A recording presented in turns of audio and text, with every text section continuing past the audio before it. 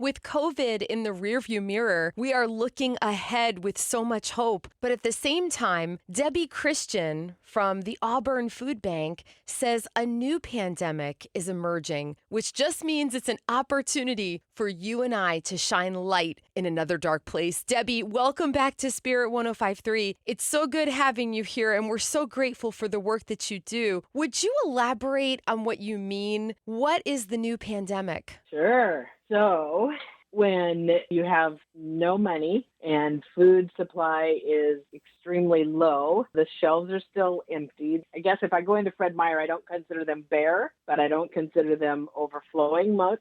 So our new problem is there's not enough food showing up on the shelves at the grocery store. And then we, the food banks, are not seeing that come into us as well. So all of these grocery stores donate to us what isn't selling. And now we're seeing less of that come through here as well.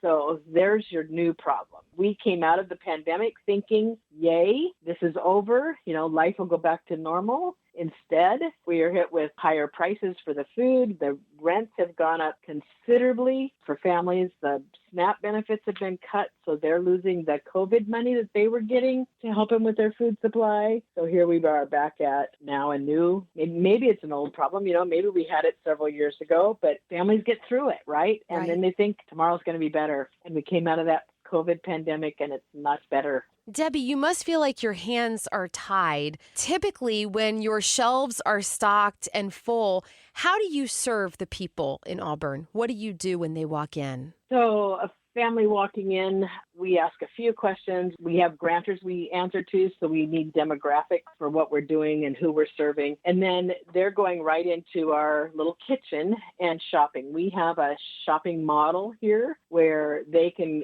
pick up a grocery cart and they can go around the circle and take what they want off of the shelves. So we're not pre-boxing. They're getting a ticket that shows what size family they have, and then there are tickets on each shelf that would match their color. And if I have a green, I'm a family of 2 to 4, so I'm going to look for green tickets on that shelf, and that will tell me how many items I can have. So we're trying to, ration's kind of the wrong word, but be equitable across the board. So a family of one person, they don't need 6 of that item. They're happy with one. One will get them by for the month or however. We have 3 visits a month here, so we try to ration it out that way as well. And then a family can shop on their own around the shelves and head out the door and put it in their grocery cart, or their car, Debbie, I imagine it can't be easy to walk into a food bank.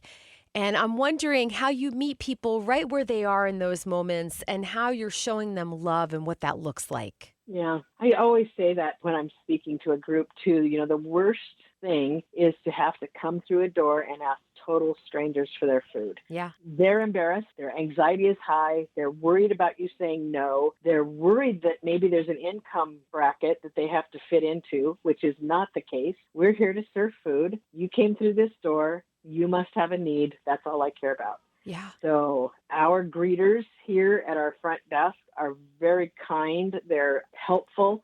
My staff feel the same way. I don't want you to have to be embarrassed to come ask.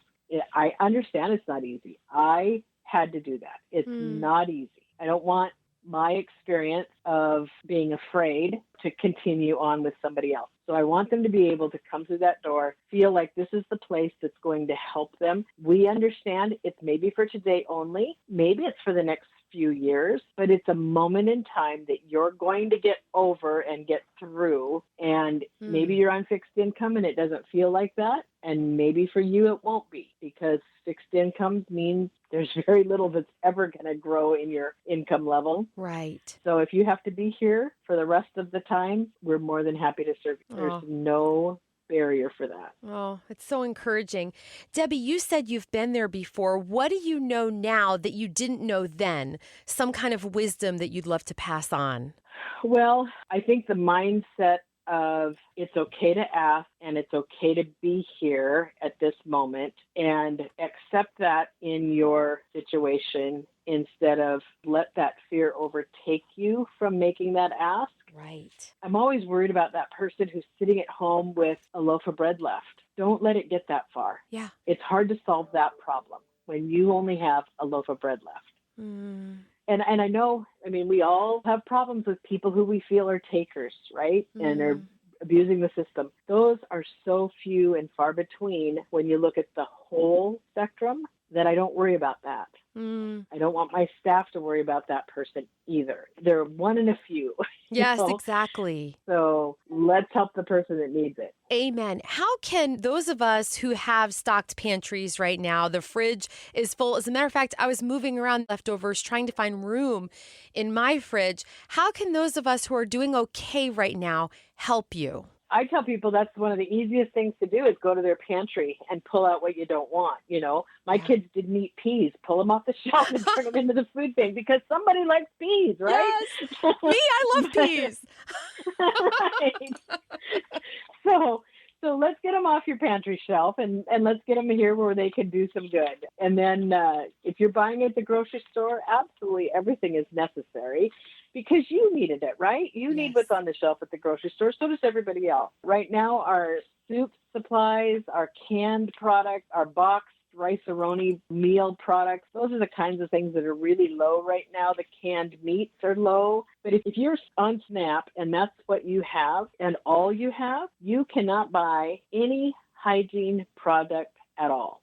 You can't Mm. buy soap for the kitchen sink. You can't buy laundry soap. You can't buy anything that you need in your bathroom, including that toilet paper. Wow. So those things are very necessary here Oh. because if I'm going to be able to use my SNAP and go to the grocery store and buy my food, now how am I going to get my hygiene supplies? So while Mm. that's not considered a food item, it is definitely something we all know we can't live without. So Wow. buying that product for us as well is another one of those big ticket items. Whew.